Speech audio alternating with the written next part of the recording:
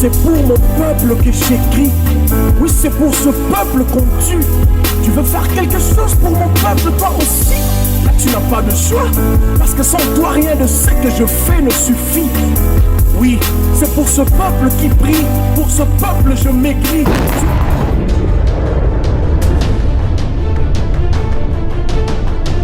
On va essayer un peu de discuter de pas mal de choses et c'est vraiment très important puisque ça fait quand même longtemps qu'on n'entend plus.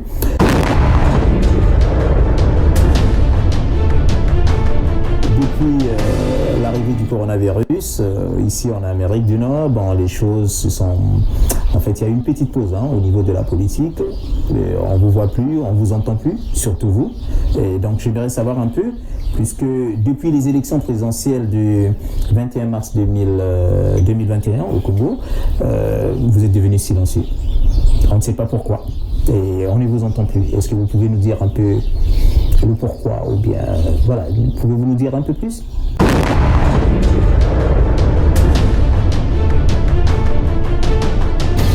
Pourquoi M. Samba a joué le balisouté?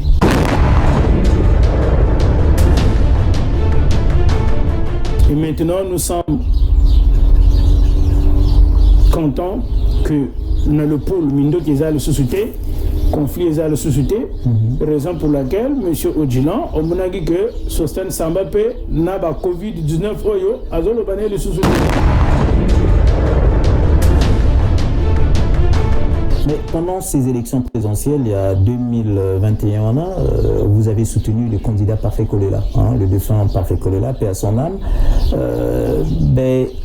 Certaines personnes de la diaspora disent qu'il a été empoisonné, qu'il a été écarté par le pouvoir en place pour ne pas prendre le pouvoir.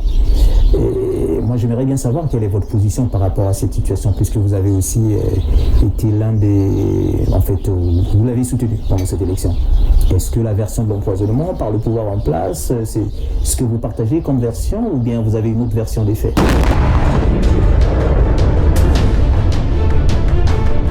Moi, je n'ai jamais soutenu Parfait Kolela.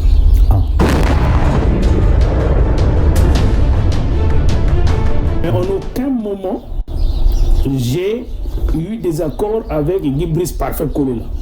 Je ne l'ai jamais soutenu. Aucun accord écrit? Aucun accord écrit, aucun accord verbal. Je ne l'ai jamais rencontré de ma vie. Je ne l'ai jamais parlé au téléphone. Je suis de l'opposition. Je vous rappelle que je suis le chef de file de l'opposition congolaise en Amérique du Nord. J'ai encadré beaucoup des Congolais dans la politique. Et les autres sont venus à moi pour apprendre la politique. Donc tous ceux que vous connaissez dans la diaspora ici au Canada, qui parlent de la politique, ils sont passés par l'école de carton rouge.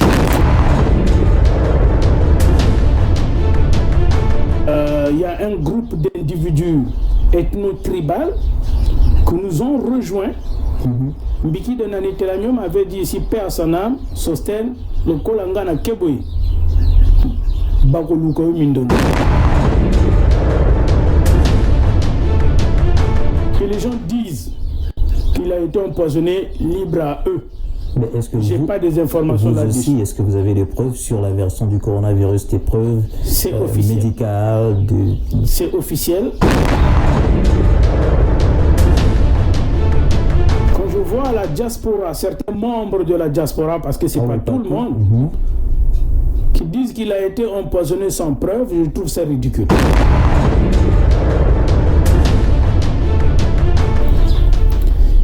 Faites attention à tout ce que vous voyez sur la toile. Tout ce qui brille n'est pas or. Cette diaspora de Paris, certains membres, qui n'apportent absolument rien au pays et qui n'apportent absolument rien dans le pays où ils se trouvent.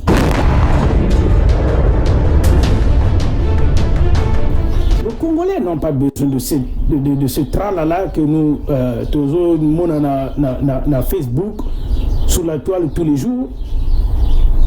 Des vidéos à répétition matin, midi, soir, on dirait que c'est le salati. Donc, les médiocres parmi nous, ceux-là, Bazoko, Tindabango, qui se lance encore contre les vrais opposants de la diaspora que nous sommes. Est-ce que vous n'êtes pas en train de scier un peu le banc sur lequel vous-même vous êtes assis parce que vous attaquez aux autres membres de l'opposition, ceux avec qui vous étiez ensemble et que certainement de façon indirecte ou directe, vous continuez toujours à combattre le pouvoir en place, politiquement parlant, bien sûr. On prend les médias pour aller casser l'ambassade du Congo. Ils oublient que c'est la représentation de leur pays à l'étranger. Citez-moi, M. Odilon, diaspora moko, il y a Afrique, à Salama Kelele, à Kenda Penambo Kanaye, à quel la président en place, il n'y en a pas.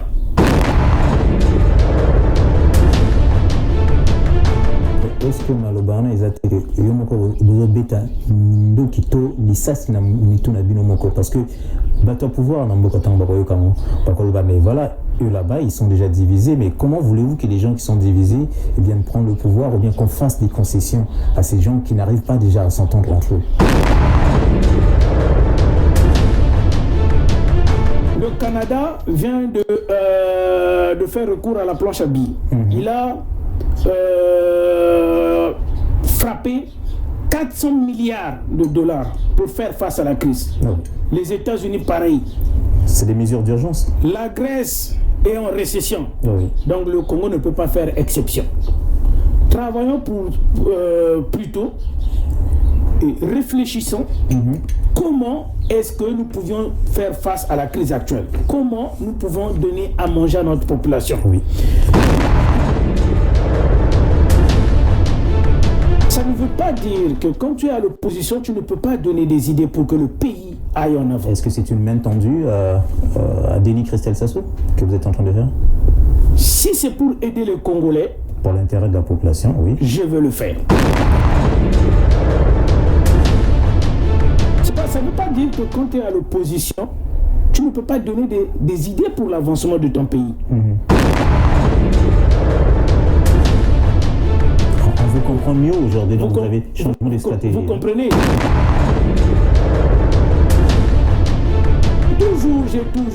J'ai toujours, M. Odilon, prôné l'économie.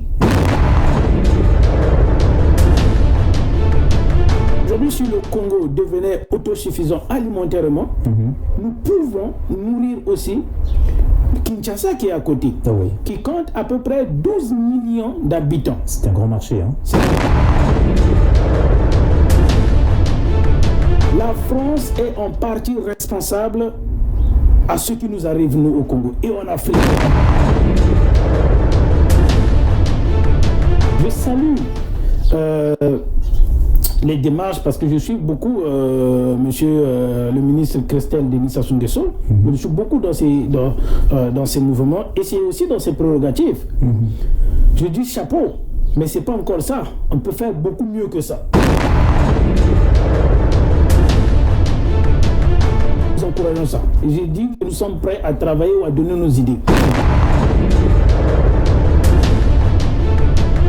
Tout est mouvement, tout est changement. Moi, je crois... Il faut qu'il y ait la volonté de changer. Je crois à la volonté des individus. Je crois à la volonté des personnes. Si vous mettez la personne qu'il faut à la place qu'il faut, je pense que le travail sera fait. Et, M. Odilon, ne dites pas que nous avions que des ministres qui font rien au pays. Est-ce qu'on sanctionne? Ça, c'est le suivi et l'évaluation. Vraiment, je ne peux pas répondre à la place du gouvernement. Et il faut qu'il y ait des taxes qui rentrent directement dans la poche à l'État. Au même pouce où tu travailles quelque part, il faut que tu payes les impôts et les taxes. C'est bien beau. Il faut qu'on ouvre, il faut ça. À l'époque, même la Bible parle de ça. À César qui est à César, à Dieu qui est à Dieu. On doit payer les impôts. Tobo y a monté ma condition que bâtir une commission spéciale au sein que contrôler la répartition équitable. Il y a mbongo ou il y a pas quoi, ceux qui a taxes, on a ceux qui est là quoi, les athées, transparence et athées envers la population, il y aura absolument. Ça va venir. Je suis. D'accord. Maintenant, vous avez critiqué l'opposition, la diaspora, vous avez critiqué vos amis opposants de la diaspora, mais quand on parle même des opposants de la diaspora, ou lorsqu'on parle de la diaspora, je crois bien qu'on doit faire la différence entre la diaspora qui ne fait pas la politique et la diaspora de ceux qui font le bruit pour la politique. Ceux qui font la politique et qui sont souvent reçus ou bien entendus par le pouvoir en place n'ont jamais reçu l'autorisation de de tous les citoyens de la diaspora pour dire désormais c'est vous qui allez nous représenter auprès du pouvoir en place pour le bruit que vous faites. Personne ne vous a élu, personne ne vous a... Comment est-ce que certaines personnes au niveau de la diaspora prétendent être des représentants des citoyens congolais qui sont ici pour aller, je ne sais pas, être guérisés ou bien aller avoir des faveurs auprès du gouvernement? Dans le passé, je me rappelle bien, c'était avant l'arrivée du coronavirus, vous avez fait une demande d'audience à l'ambassade du Congo, à Ottawa, je pense, pour rencontrer le président de la République, pour discuter certainement économie et autres. Mais jusqu'à aujourd'hui, il n'y a aucune réponse, à ce que je sache. Moi, j'aimerais bien savoir, est-ce que vous avez la suite? Est-ce que vous pouvez dire à la population congolaise, aux citoyens congolais qui vous écoutent, où est-ce que vous en êtes avec cette situation-là?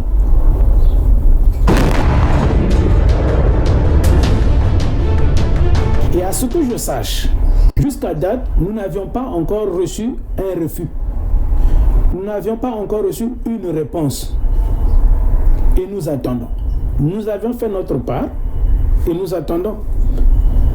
Est-ce de l'indifférence?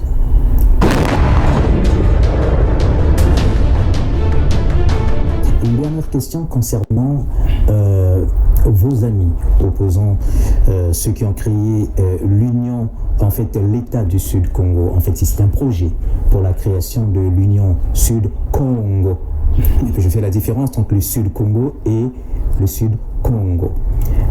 Ça sera un État fédéral, spécialement pour les États du Sud Congo. Moi, j'aimerais bien savoir, puisque vous étiez avec eux, vous étiez aussi opposants, vous avez milité ensemble.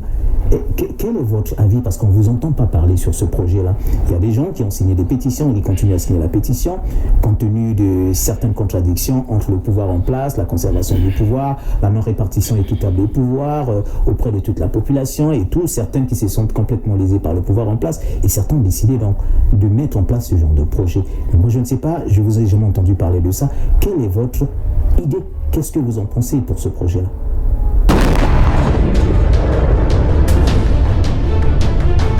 Je trouve ça, ce sont des raisons bidons. C'est-à-dire,